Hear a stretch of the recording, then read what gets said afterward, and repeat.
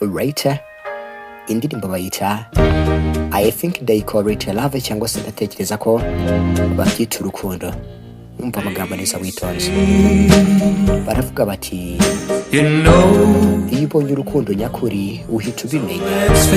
Reka ntakubeshye rwose, umutima wanjye waragusariye ubwo wambwiraga ngo halo. Ngengesera nta kintu byari kumfasha. Ese gute ubundi ibi bitaba urukundo? Iyo mva amagambo kuko inzozi zanjye zose zigaragarira mu maso yawe. Ati icyo nifuza ni ukumfata kwawe. Mukunzi, hari ikintu kimbwira ko ibyo bimpagije. Iyo ushobora kuvuga ko ndi injiji kuko nta bintu byinshi nzi, ariko numva abantu babyita urukundo. Iyo inseko imwe, gusomana kumwe, imitima ibiri yifuzanya, ibyo biba bihagije. Mukunzi rero, undi mu ntekerezo buri joro ndetse na buri manywa. Ibi byumviro rwose biransaza.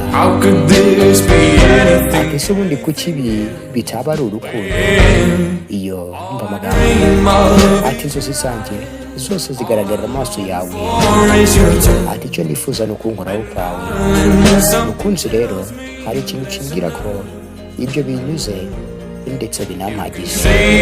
Ushobora kuvuga ko ndi injiji rwose ariko nta na kimwe nzi, ariko ntekereza ko aba bantu babyita urukundo. Yabuyote agasobanura kasi. Ati ntekereza ko babyita urukundo. Alright, genda ukore subscribe na do following kuri TikTok. Hanyuma nyine ahatwike hakongoke.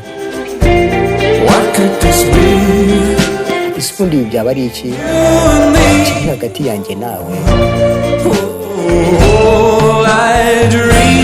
Ati ibyo ntekereza byose ni amaso yawe meza.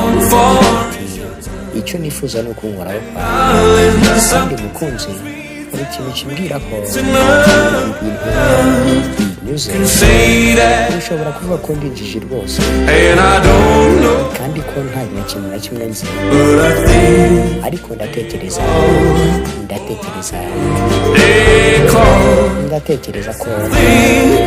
ndatekereza rwose ko babyita iki? Babyita urukundo. Alright, ciao tubonane.